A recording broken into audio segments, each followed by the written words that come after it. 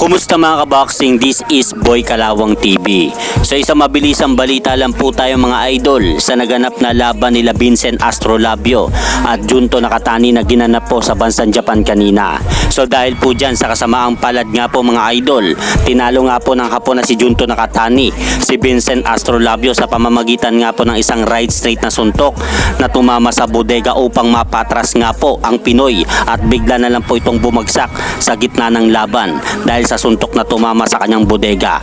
Ngunit mapapansin po natin dito mga idol, gusto pa sanang tumayo ni Vincent Astrolabio mula sa pagkabagsak nito sa unang bahagi ng laban. Ngunit hindi na po talaga nito kinaya ang tumamang solidong body shot sa kanyang katawan. At dito na rin po inihinto ng referee sa bahagi ng laban na ito. Kaya dahil po dyan mga kaboxing, tagumpay nga po na depensahan ng hapon na si Junto Nakatani ang kanyang titulong WBC World Bantamweight Crown laban sa Pinoy na boksingero na si Vincent Astrolabio.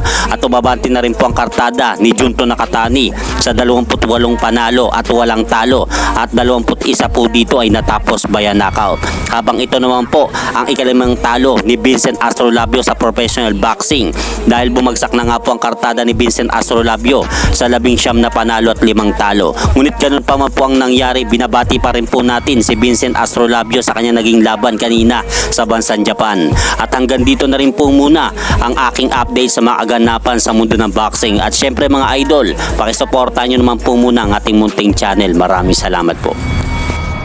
Ako si Casimir.